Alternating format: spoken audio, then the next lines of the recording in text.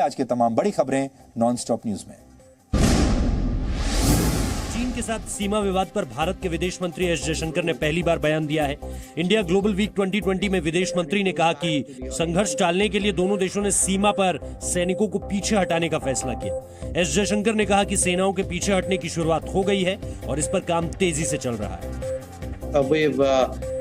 Agreed on the need to disengage because the troops on both sides are very close to deployed very close to each other.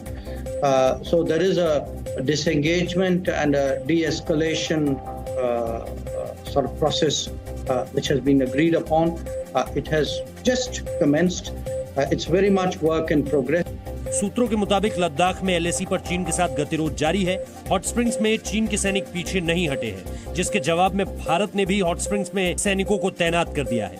Hot springs में दोनों देशों के 50-50 सैनिक मोर्चे पर हैं। चीन से सीमा विवाद के बीच भारत ने स्वदेशी लड़ाकू हेलीकॉप्टर रुद्र को लद्दाख के मोर्चे पर तैनात किया है।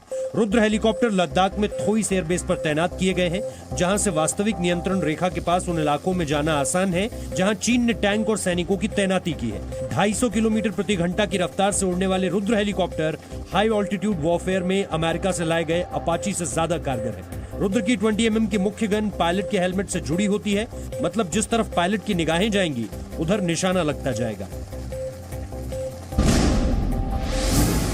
योगी सरकार ने 2 जुलाई को कानपुर शूटआउट और गैंगस्टर विकास दुबे के संरक्षण के आरोपों की जांच के लिए एसआईटी का गठन किया है। एसआईटी की अध्यक्षता अपर मुख्य सचिव संजय भूसरेड्डी करेंगे। एसआईटी जांच करेगी कि विकास दुबे पर दर्ज सभी केस में क्या कार्रवाई हुई। विकास दुबे पर दर्ज सभी केस में जो कार्रवाई हुई, क्या वो सजा दिलाने के लिए काफी थी? विकास दुबे की जमानत रद्द कराने के लिए क्या कार्रवाई हुई? कितने पुलिस वालों से गैंगस्टर विकास दुबे की मिलीभगत थी? विकास पर गैंगस्टर एक्ट, गुंडा एक्ट और एनएसए लगाने में क्यों लापरवाही बरती गई? विकास दुबे गैंग के पास हथियारों की जानकारी पुलिस को क्यों नहीं थी? जो पुलिस वाले विकास दुबे से संपर्क में रहे, उनकी संपत्ति की भी ईडी और इनकम टैक्स जांच होगी। एसआईटी प्रशासन को 20 दिनों में जांच रिपोर्ट सौंपेगी।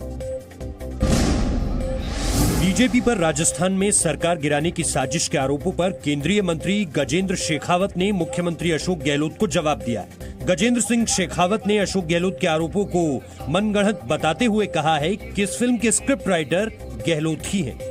भारतीय जनता पार्टी का नाम लेकर के सनसनी पैदा की गई। निगाह कहीं और थी और निशाना कहीं और था, लेकिन जिनको निशाना बनाना चाहते थे उनको निशाना बनाने में कामयाब नहीं हुए। तो फिल्म की कहानी में एक नया मोड़ ला करके नई सनसनी पैदा करने की कवायद पिछले 3 दिन से कर रहे हैं। मुख्यमंत्री अशोक गहलोत ने आज आरोप लगाया था कि बीजेपी मध्य प्रदेश के बाद राजस्थान में भी कांग्रेस सरकार गिराने की कोशिश कर रही है। इसके लिए कांग्रेस के विधायकों को खरीदने का प्रयास हो रहा है। सरकार गिर जाएगी तो फिर आपको देंगे 15 करोड़ रुपए। पता नहीं क्या क्या ये बातें फैला रहे हैं, वादे कर रहे हैं, कोई सोच नहीं सकता। कोई बहुत करीबी है तो कहेंगे कि आपको तो आपके लिए एक्स्ट्रा ध्यान रख लेंगे, इसका मतलब आपको एक्स्ट्रा मदद कर देंगे। राजस्थान एसओजी ने गहलोत सरकार गिराने के आरोप में बीजेपी के 2 नेताओं को गिरफ्तार किया है। स्पेशल ऑपरेशन ग्रुप के मुताबिक गिरफ्तार बीजेपी नेताओं की कॉल रिकॉर्डिंग से पता चलता है कि राजस्थान में सरकार गिराने की साजिश हो रही है। दिल्ली सरकार ने सभी राज्य यूनिवर्सिटी की बची हुई परीक्षाएं रद्द कर दी है। उप मुख्यमंत्री मनीष सिसोदिया ने कहा कि दिल्ली सरकार की सभी यूनिवर्सिटी को निर्देश दिया गया है कि वो पहले की परीक्षा सेमेस्टर रिकॉर्ड्स या दूसरे तरीकों के आधार पर छात्रों का मूल्यांकन करे। दिल्ली की इंद्रप्रस्थ यूनिवर्सिटी, अंबेडकर यूनिवर्सिटी और दिल्ली टेक्निकल यूनिवर्सिटी में बची हुई परीक्षाएं नहीं होंगी, लेकिन दिल्ली यूनिवर्सिटी से जुड़े दिल्ली सरकार के कॉलेजों पर यह फैसला लागू नहीं होगा। First year, second year, third year या फाइनल ईयर का कोई भी आगामी परीक्षा दिल्ली राज्य की यूनिवर्सिटीज में नहीं ली जाएगी। पुरानी परीक्षाओं के आधार पर या पुराने सेमेस्टर के आधार पर या और असेसमेंट्स जो अभी तक किए गए हों उनके आधार पर या कोई और प्रोग्रेसिव तरीका समझ के निकाल के बच्चों को प्रमोट करें।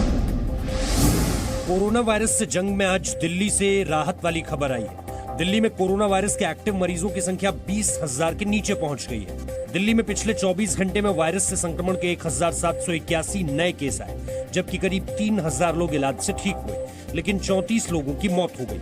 दिल्ली में कोरोना से अब तक 1,10,921 लोग संक्रमित हुए हैं। 3,334 लोगों की अब तक संक्रमण की वजह से मौत हुई है, लेकिन 87,692 मरीज इलाज से ठीक हो गए हैं। दिल्ली में ठीक होने वाले मरीजों का रिकवरी रेट 79.5% हो गया है। देश में कोरोना वायरस से संक्रमित हुए लोगों की संख्या 8 लाख से ज्यादा हो गई है। पहली बार 24 घंटे में 27,000 से ज्यादा लोग वायरस से संक्रमित पाए गए।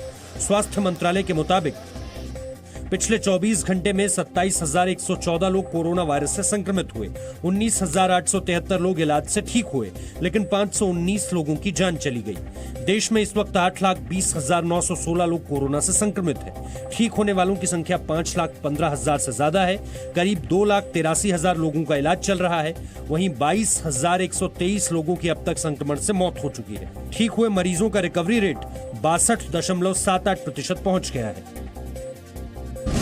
सीमा पार से पाकिस्तान भारत में बड़ी संख्या में आतंकियों की घुसपैठ कराने की फिराक में है। भारतीय सेना ने बताया कि एलओसी पार लॉन्चिंग पैड पर करीब 300 आतंकवादी बैठे हैं और घुसपैठ का मौका तलाश रहे हैं। नियंत्रण रेखा के पास नौगाम सेक्टर में सेना ने घुसपैठ की कोशिश कर रहे 2 आतंकियों को मार गिराया। मारे गए दोनों आतंकियों से 2 AK-47 राइफल बरामद की गई।